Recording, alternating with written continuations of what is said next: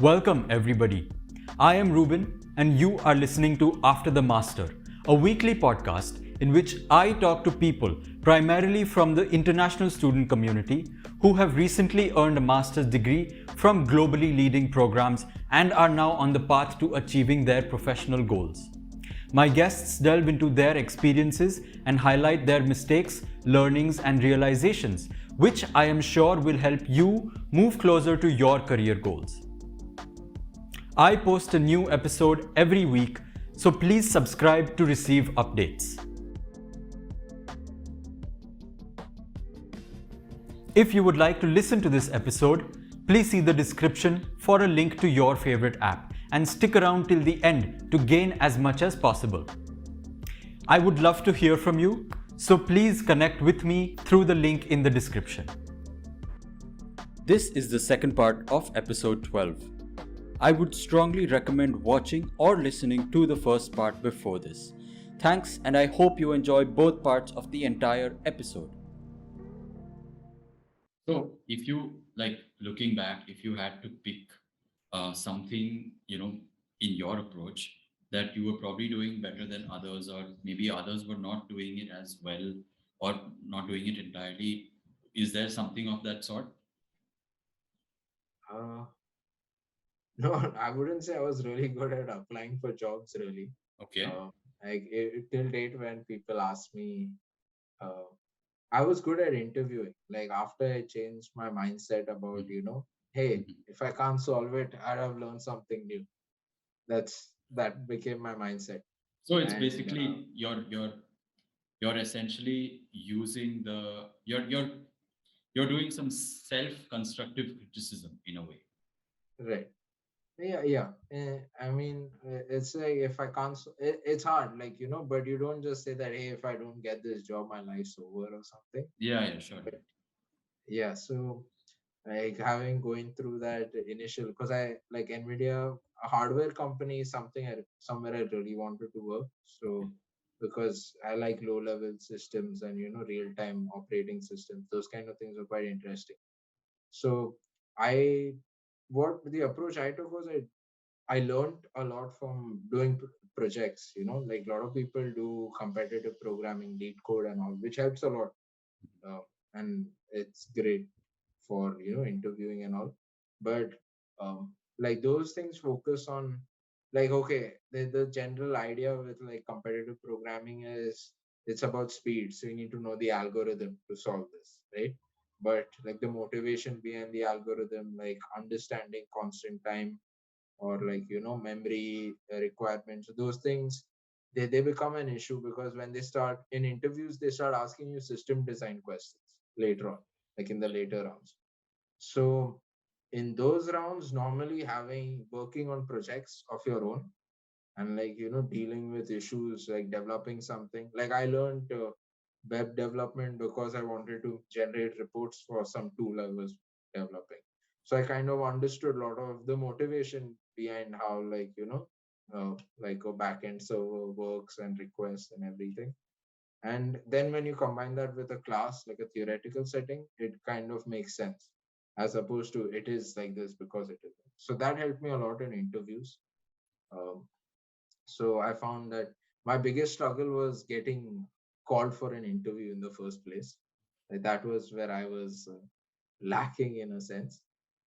Because my resume, I think, was still not very good. What I did with my resume was I just threw everything I did on, try to fit it in that one piece of paper, reduce the font, reduce the margin. It was not a good resume. Like it was just too much information, and for a recruiter, they're trying to find the main points mainly. Yeah. So having a concise resume, highlight the main points, that helps a lot. Were you But yeah, sorry, yeah. yeah. So I was good in the interviewing stage, but Okay. getting the interview was the struggle. Interviewing stage, I was good because I had worked on a lot of projects and those things. Yes, Like yes, I yes. wouldn't say I was like the best interviewer, Probably but the projects helped me a lot. you mentioned that you worked in a research lab also at USC. Um, Right. so that was that helpful to you in that interview? I mean, I think as a I know the kind of the research process. So you have to think a lot. You have to think of ideas. You have to ask questions and find out ways to answer those. You face a lot of problems through the research process, which builds your critical thinking abilities, and that is probably what also the recruiters are in a way testing when they're asking questions, right?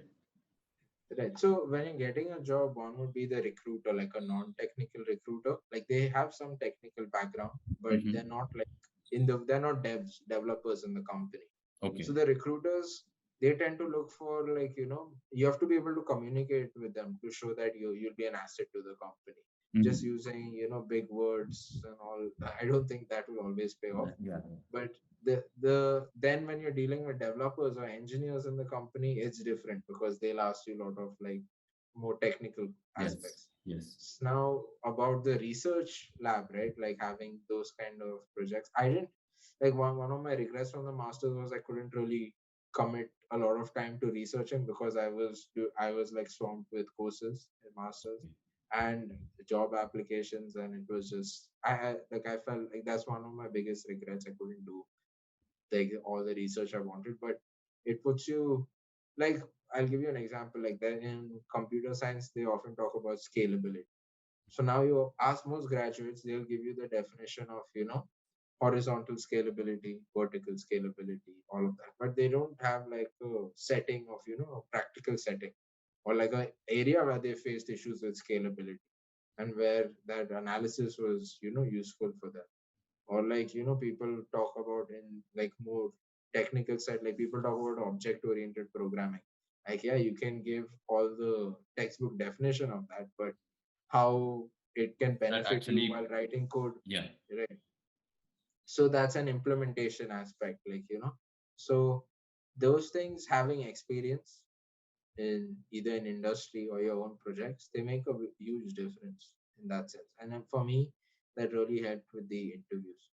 But there I found that's how I got my first internship. Was I was just browsing jobs on LinkedIn, and I found this job at a game studio, Activision Triumph, and they make Call of Duty. And I thought, and the weird thing about this job for me was that most people apply for a game studio job because they love games, video games. And I like video games too, but the main appeal for me was like the programming involved in making a game engine is really challenging. Like you have some of the toughest algorithms, you have speed, you want like, and yeah, if you see games today, they're very sophisticated. So like I found that really cool from an engineering perspective. So I applied there. I had no prior experience in game development before that. Like I was just doing that, like I did the game engine development the semester after that. But and my whole pitch to them was that I interned at a statistical software company, and I was horrible at statistics in my undergrad, but I did a pretty good job there. So I actually like video games. I might be able to do a better job here. So that was, and I think they like that kind of, I uh, mean, there's a little bit of humor there as well, and you're not just like textbook blurting something you memorize. yeah, like sometimes like with statistics, I have to look up some stuff like lower quartile, upper quartile, and all that. But that job, my first internship, really like there's a lot of math aspect, but I actually use the math to. So out there, I'd improve the performance. They had one tool which is used by like companies for analysis, statistical analysis. So I was able to reduce the execution time from like 30 minutes to 1.5 minutes. And So they that like these kind of. I mean, yeah, yeah, the yeah, na? yeah, they like Yeah. this kind of like, this one line per metric stuff. Exactly. When Yeah, you can quantify some kind of improvement of that is that kind of makes a lot of difference. I mean, if in your whole resume, that would probably shine wherever you kind that's of quantify things. yeah. And that's where I really stood out in interviews because when engineers asked me how, like that's how I kind of landed this Qualcomm job also, because after answering all the technical questions, there were some senior engineers. So how did you improve the performance, like without giving out any proprietary information? Hmm. So then I went into that, and then they saw, okay, this guy knows some stuff. Right. He understands the problems which we might also be able to solve. Exactly. Like we also have, we face these similar problems, and he can solve this. So that happened at couple of jobs, and the minute I got into that territory where people got into like asking that stuff, then I did well. Like then I kind of those were the jobs I kind of knew I was getting because I could, and it was like I'd worked on it, so there was no lies about it. So it was Sorry, easy, yeah. and I enjoy talking about it. So yeah, So that's when the pressure went off.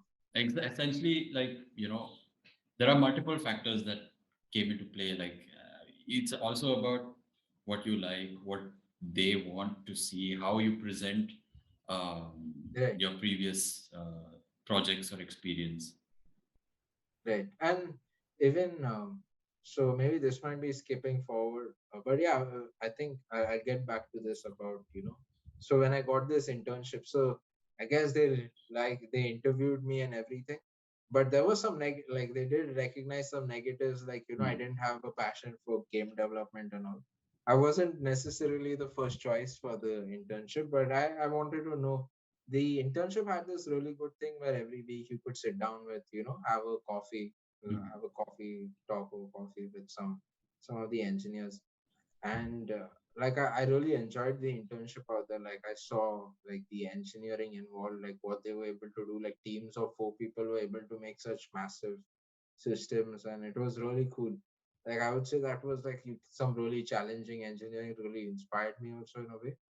And but I also want so I improved technically working there, like learned a lot from folks there, but also I wanted to learn this 1 year of job applications were not the great. I didn't do were not the best, and I didn't do too well. I wanted to know what are the things I could improve on. And uh, and I spoke to like one of the guys who engineers who recruit who interviewed me, and he told me like when someone looks at your profile, you're kind of all over the place. You did mechanical, you did statistical software, you're doing research at a robotics lab, and now you want to work at a game studio, and now you're working at a game studio, like interning at a game studio. And yeah, and I realized when I was writing my resume, I just put it all in the resume. So the recruiter sees it like this guy's taking any job he gets, really, or there's no focus. A lot of people when they structure job applications, like this friend of mine who I told you used to go to like AWS conferences and all, he was very like he created his profile in a way that say, okay, I'm an expert in this domain. Whereas if you see me, I was up here as a guy who's like jack of all trades, master of none, Mm. right? But that quote actually has there's that quote, like the jack of all trades quote has an extension which says that but oftentimes is better than the master of one. So and so when people started getting to know me and I worked at a company, they saw that I had some skill in that sense. And there's like, but you're not able to convey that in interviews. You're very, you know, it's so that's what I started learning as well. Like when you talk to people, ask them the hard questions. Like, why was I bad at, like, what do you think I could Sorry. be better? Yeah, just ask. Like in US, the common issue is people won't give you uh, like critical feedback because you're scared you'll feel bad. It's Hmm. very, So you have to ask them to, yeah, and this like is, just tell me yeah. straight up, I can take it. It's fine. I got the job. It's not like you'll fire me now for asking. So, and I asked him, and I was like, and it's initially when you hear it, and and some arrogance in you is like, yeah, I mean, I didn't do anything. Like this is their problem, not my problem, kind of thing. But then I started realizing that it's how I portray myself, or Mm. Mm. and there is an underlying reason with all, like all that different jobs of mine Mm. was like I like programming, Mm. and any difficult problem is there, I like solving that problem. Mm. And it's not in just in one domain. What I learned in statistical software helped in game engine Mm. development. What I learned, my mechanical degree in like learning like physics and all helps in like the mathematical aspect of like working in a game studio Correct. and my current job. Yes. Yes. So, and like a lot of the state based stuff which I did in like performance, multi-threading, asynchronous programming, those things help a lot in Qualcomm. So all like everything I know now is an amalgamation of all those things. So having different domains means you get exposure to different problems. So the following year, that's the approach I took. Like after the internship, game studios normally don't just give you like a job offer for the year after. I don't know if they did, but like they reached out to me like a year later. But I wanted like after like I the internship got done in September, uh, and then I started applying for jobs, full-time jobs. And that time, his advice helped me a lot, actually. Like, just being able to portray myself in the right. So there are two things. One, like, first I learned it was about perspective during the interviews. And then the next thing was like, why didn't any recruiter reach out to me? So I was not able to portray myself in the right. And I still, I'm not able to. But after I got full the Qualcomm job, I didn't really try much beyond that to change my,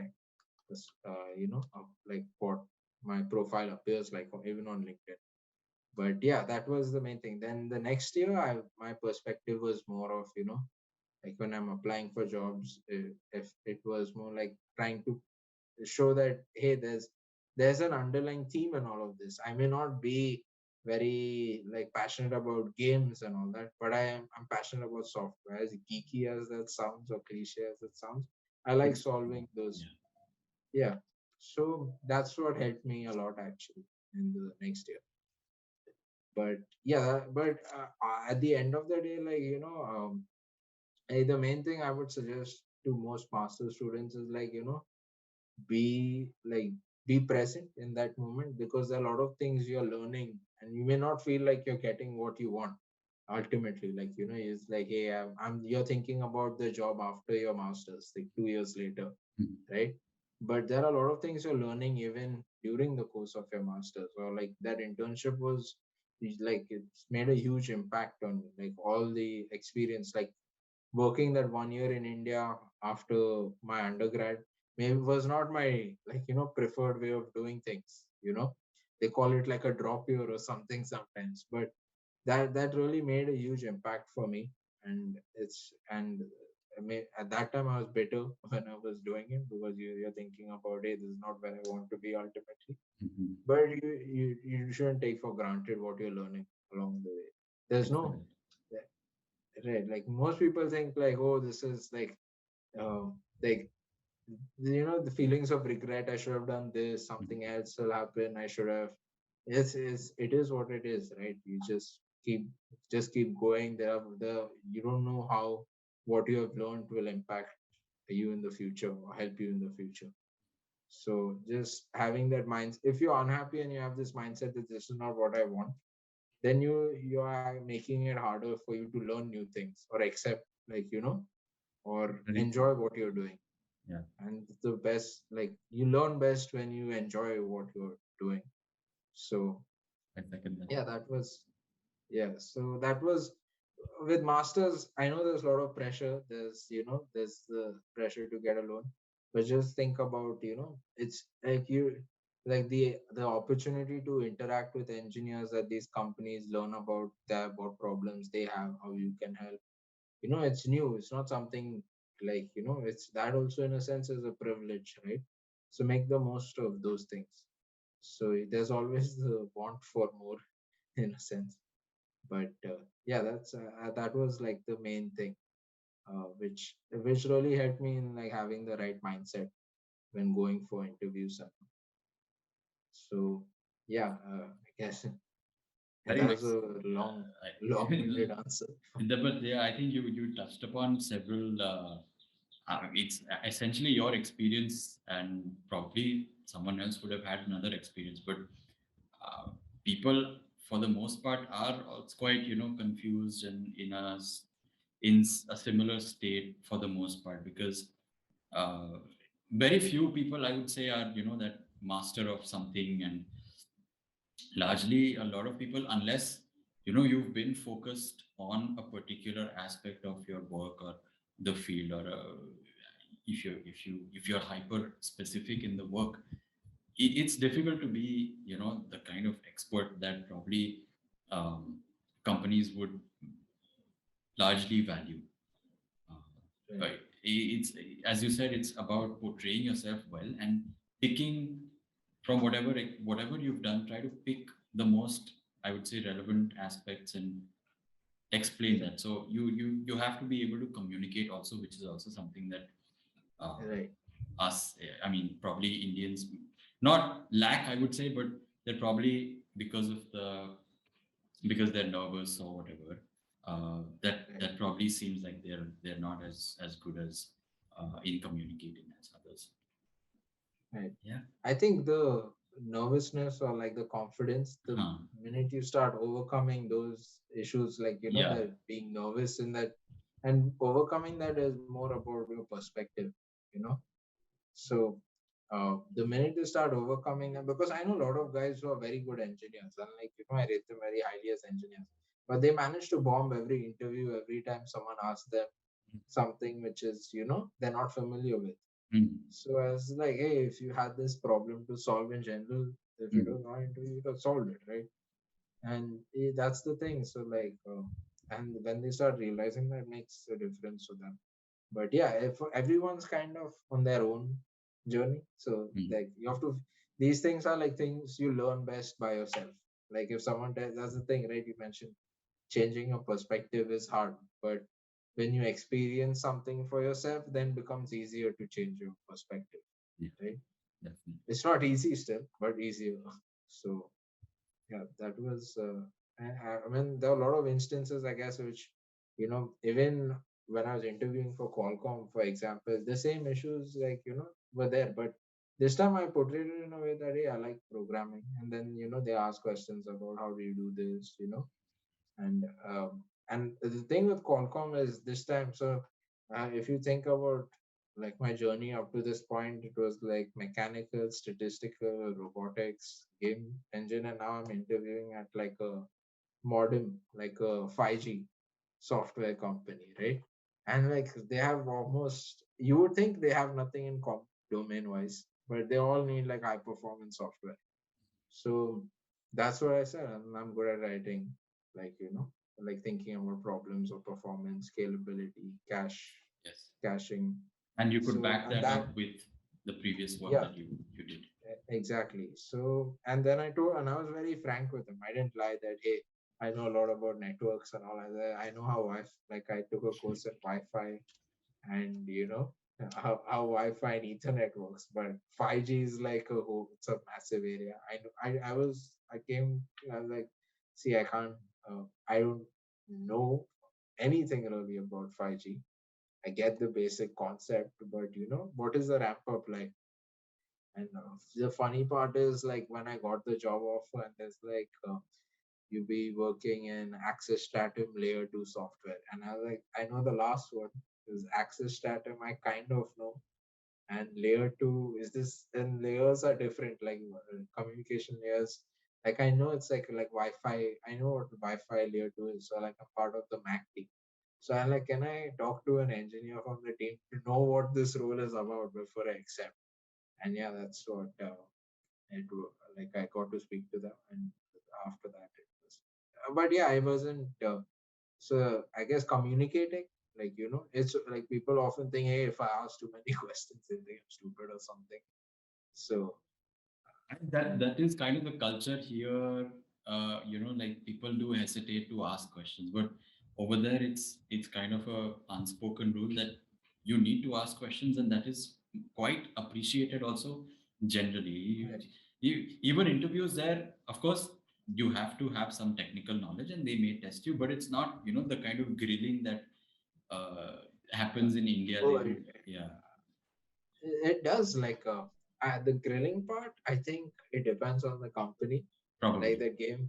the game studio where I interviewed at, they did grill me for like about, I guess it was like a whole day of interviews, and at the Okay. end of the day, I was just gassed. It was like a 3 hour coding interview and then Okay. 4 hours of in person. Right, So, right, right. and they did grill me quite a bit, like about like, and the weird part is they don't want to see like if you know the answer, even like in Qualcomm and all, if you know the answer, it's cool. They ask you the next question.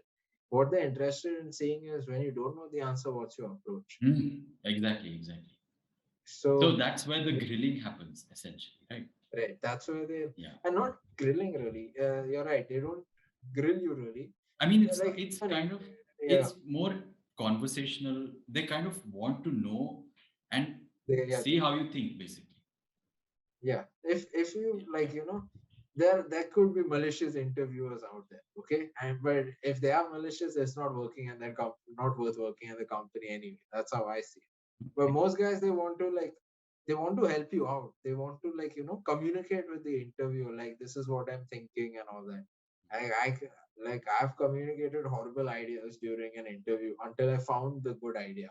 yeah. Like there was one time I thought of an idea. I said it. Okay, and after I said it, like, then I was thinking, oh, this won't work for so and so reason. But I communicated that so they can see, okay, this guy is thinking about the problem. A lot of people will go for the interview, like, you'll just sit there. Even I was like this initially, where, if you can't, when I was nervous that I don't know the answer, I would just freeze up, just go and like, the buffering, this basically your face has that buffering symbol on it where you're just thinking and like the interview is just there. So communication plays a big part. And as engineers, I feel like that it's something you have to work on. But giving more interviews, that helps. Mock interviews with your friends, that helps as well. But again, the thing is when you do mock interviews with friends, you're comfortable. You know, Yeah. it's That it won't fully. It yeah, helps, yeah, but it's not fully transferable. yeah. Of course, of So, course. It helps with, but the way you want to say something, but that the environment, the ambience is very different, of right. course. Yeah. My dad often says that, when things go well, yeah, it gives you confidence. But when things don't go well, like, something fails horribly, then you learn a lot from it. So Yeah. and that's something I realized, like when the interview doesn't go well, I realize things I did wrong. It does get difficult because a lot of companies don't tell you the reason why. No, almost every company won't tell you why you're rejected, right? And that having that insight would help. That's the toughest part I feel about interviewing, that you don't know why you were rejected sometimes. So then you have to introspect even more, and it can like take you to like a bad place mentally. But yeah, that's I would say that's the tougher part, like not having that feedback. Hey, you could do this better. But the reason they don't give you that, hey, you got rejected, was like, it becomes obviously liability is there. But then also, hey, you people will game the system. People have already gamed the interviewing system a lot. Like, uh, they at USC there should be like the lead code grind. You do 2,000 questions on lead code. It's like, oh, Google asked these kind of questions, that kind of prep. People do that. But yeah, I'm too lazy to do that. Like, I think that's why I'm a programmer, because it's my biggest asset in programming, where, I don't like doing mundane things, so I automate it for the most part. Mm. So that's like the main thing. Um, but yeah, there is obviously that everyone tries to Indian. This is you see a problem, you try to make a system, you crack the system, right? So we have it for entrance exams, they have it for jobs, is there everywhere. But yeah, but that's like you're trying to, sometimes you're not attuned to doing it that way. So, but yeah, all of that is tougher because then you have to see how you learn, how you think. It's more complicated. So All right. yeah. Perfect. Perfect. I wanted to ask one question that I don't usually hear from a lot of people, apart from especially in engineering. To what extent did professors or the faculty, in your course, help you out in the in the job phase, job search phase? Uh, I mean, to be honest, I learned a lot from professors at USC, and the lab I was working at, the professor did give me recommendations when I was Mm. applying. Like, they ask for a reference normally when you apply for a job. Yeah, yeah. So they do give references. But I've seen in other fields, like, mechanical or like chemical and all, where the professor is working with an industry, they're more than happy to give you a recommendation. For me personally, that didn't happen because computer science, like the industrial setting and research setting, is very different. But yeah, I think professors are very like honestly, with professors, the number one thing is they love talking about their subject and their work and everything, and they're more than happy to like help you out if they can. If and they'll be honest with you if they can't help you out. Like they can be quite lazy in terms of, hey, like I'm not going to put the time in writing you a reference or like something. If it's like a minor difference, I'm not going to do that because they are quite busy as well. Surely. So yeah, but in the past, when you have like a project advisor and all, they're always instrumental in that. So like I got like for honors, I got on the honors roll at USC. That was thanks to like professors giving me references, and I guess the honors might have. I already had a job before I graduated, so maybe it didn't help in uh, the job search, but that's an asset as well, right? For people, for folks. But yeah, it wasn't too much of like So we'll move on to the sort of the last part of the right. episode. But the one Uh, thing about sorry, I didn't mention this about like professors, right? Like when you work with professors and your work with the professors translates well to industry. Like for example, if you want to get into 5G at Qualcomm, right? There are a lot of researchers at universities doing interesting research on networks. If you work in one of those labs, automatically you become a great candidate for like an industrial setting.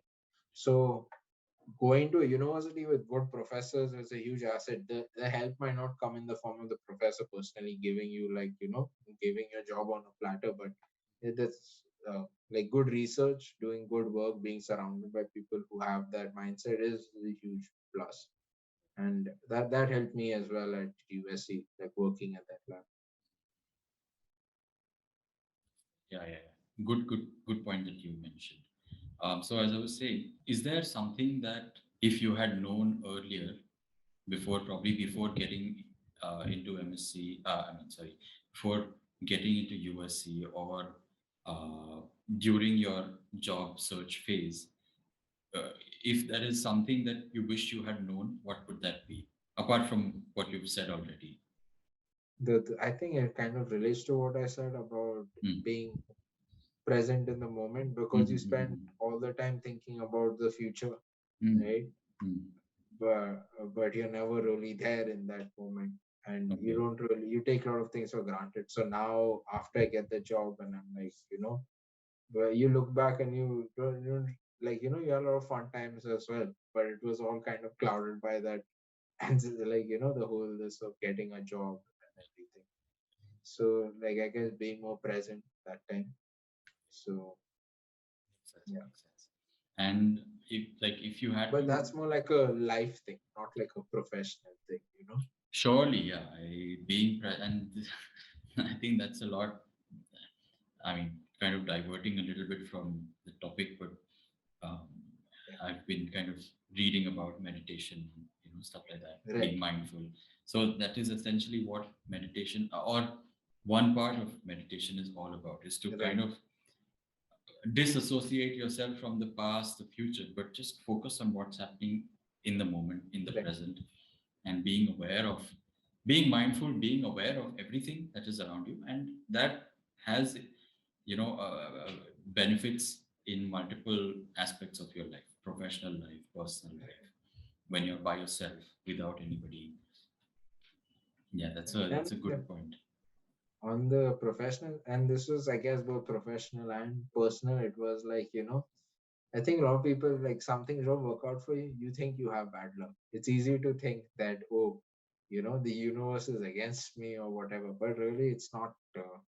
It's just, I just see it as like, random chaos. You have to just find your way through it, right? Like having, like thinking that, hey, that I have bad luck, then every time something bad happens, you're just going to be like, I have bad Exactly, luck. And then it will exactly, you just exactly. spiral from there, but you Yeah, won't To kind of conclude the session, if you could summarize some of the main things, as a couple of pieces of advice for all the millions of computer science aspirants, what Okay. would those be? Uh, so number one would be having the right perspective. Like, Okay. just like if you get into the rat race and the fear of, what could go wrong, as opposed to seeing it as a great opportunity to advance your career, you know, that makes the biggest difference. Like, just change, like flicking that switch of, if I don't get a job, it's like complete failure, waste of money, all that. But change it to, hey, I have a great opportunity here to do something. Mhm, Like, mhm. so that's just having that perspective, learning to communicate well. Like, it's not just about learning, like going to class, learning, getting the grades and all. I mean, uh, it's more about what you learn from others a lot, like getting to interact with so many people all over the world. That's a huge plus, and it also makes you better at communicating in a way, which helps in ultimately in interviews and everything. Yes. And it's easy to see that, hey, like, to think that the world is like, operates a certain way which is not optimal. And it's true. A lot of people, like, like there is a lot of aspects in society which in a way is suboptimal, but it's like we follow certain patterns and think that, hey, it's against us. But if you think about how do I make this work for me, like how do I, how do I take like my background for me personally, like how can I take my like chaotic experience and try to find like a common theme. So those, I think, a lot of them revolve around like perspective and communicating, and they all kind of tie in together, because the more you communicate with people, the more you gain perspective as well. So for me Very true. personally, those three things about, and when it comes to like applying for jobs and all, you don't know an answer to a question in an interview, it's fine. It's not the end of the world. There are plenty of other interviews. you- You'll be fine. If it's competitive, but it's not like, if you do the work, if you're like, if you're an asset to a company, they want to hire you. Just make it easy for them to see that you're an asset for the company, right? It's not like they're doing you a favor. Really, they need someone for that team, and you have to just show that you can be that person. So, and you can't really do that if you're busy thinking about, I'm gonna get this will be the end and all that. So, and also, yeah, take it easy. Like initially, these things like make a difference. Initially, it is hard going to a new place, but it's a great experience. Like it will change. Like it's like the process of becoming an adult. Yeah, the last thing I would say, like the most important thing was like don't be afraid to take on ambitious things. So that don't like, oh, university. The best thing about university is that you can take on projects, ambitious projects, which could go horribly, and and you learn from that. For me, everything like which has helped me most in my career has come from things where I've like which have been not great experiences for me at the time, like that project, like the uh, robotics project, which went horribly after I invested that much time. That made a huge difference. That basically shaped my career. It's like it's one like, oh, so for me, that's what I stopped taking. I like when things didn't work out, I stopped taking things personally. It was more about the problem, not me, like solving the problem. So I think that's what had like so far. That's what's helped me the most. Wonderfully said. Yeah, I think you summarized most of pretty much everything very well. And there's this one question to end the session. There's this one question that I like to ask everybody, which is, if you could kind of wrap your head around it, what would your definition of success be? Just applicable to you in your life. I mean, I wouldn't say like I'm. For me, there's always the desire for more in general. It's like there's a struggle to be happy. Like every time you make something, you forget about it. You think about the next problem. But I like like having a job which which puts food on the table. You don't have to like really struggle monetarily, but you're still excited about solving those problems. And like sometimes you think about problems even when you're out on a walk or something, or like when I'm cooking, sometimes I'll be thinking about like some interesting problem at work. So those things, like I enjoy that. Like it's something which keeps you active, like uh, like your mind active in a sense. But success, I don't know. I think I would die considering myself unsuccessful. So yeah, I wouldn't. It's hard really to say, like for me to. I haven't really set a like. There are people who have. I think in trading there is this thing, invest and like retire early. Uh, but yeah, I guess that would be like my goal of success if I could retire early, like monetarily. I don't have to worry. I'm working just for my Correct. passion, not for the money. Right. Exactly. I guess that would be some form of success, but I'm not too. I think the good thing about software is you still get paid quite a bit to do stuff you enjoy. So uh, Uh, I'm sure a lot of people would. Uh, it's not a blobable answer. Like you can't put it in quotes because really it's like AI. no, no, no. That's not the point of it at all. It's fine. I think the my dad, the Indian dad mentality is like, hey, what do you mean? When my parents will consider me successful, I guess that's when I'd be successful. Beautiful. I think that's like the epitome of it. Uh, Yeah. applicable to a lot of people. Once your parents consider you successful, that's yeah, yeah. Like my mom, basically, she when I told her I got a job at Qualcomm, she didn't know because Qualcomm's like they make phone chipsets, and she's not like tech savvy really. And then she saw an advertisement of Qualcomm in uh, in a movie theater in India, like Snapdragon or something. And she's like, oh, he works for like Then but as yeah, but to me it wasn't. It's not really about like a lot of. I maybe we didn't touch upon this, but a lot of people come and they want to work for like Fang and all that, and I'm also working like at a big like It's massive. Fortune I mean, 500 it's company. Yeah, exactly but if I saw like you can have a like a really challenging, like a small company, but you're the guy. You know, I guess that's my one thing. And like when you're at a big company, you don't get the chance to be the guy as often. You're right, the right, right. yeah.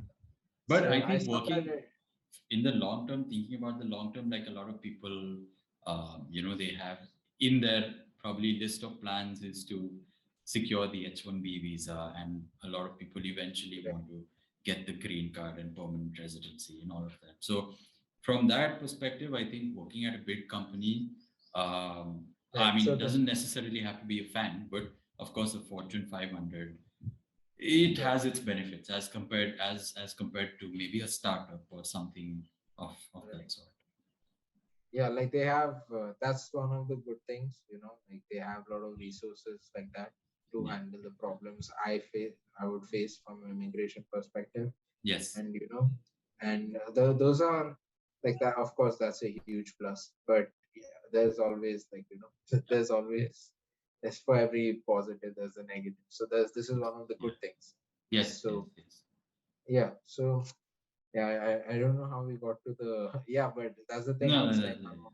It's not the size of the company. It's like your impact, like whether how Impact. much you're learning and you can make an impact and all. It's but yeah, in India there's that common this of hey, this person's son works here and all that, Mm. like the Sharma ji ka beta thing. But yeah, I would say distance yourself from that. Yeah. Like That and can get toxic at times. yeah, Like this, it builds yeah, some kind of it builds pressure and can set unreasonable, unrealistic goals also at some time. People may yeah. have that in mind. Anyway. And I Um, guess you've seen in even our dads are like, that IM group. Their kids are they're all smart guys, right? So like someone at MIT, Stanford, and everything. I know. I But know. yeah, so like everyone's doing their own thing, right? Yeah. And it's I don't. That's one like avoiding looking left and right and enjoy what you're doing, right? So Right, absolutely. Very well said. Yeah. Yeah. no problem. All right. So, Once again, thank you so much, Roshan. I'm sure that this will help a lot of people. Even though it's pretty long, but there's a lot of good stuff that you spoke of. So thank you so much, and good luck for your future career. Yeah, no problem. My pleasure. It's always good. It's been a long talk, but yeah, it's good catching up also. Definitely, definitely. I hope you enjoyed this episode and found it helpful. If you did, please share this within your network and please subscribe to stay tuned. Thank you.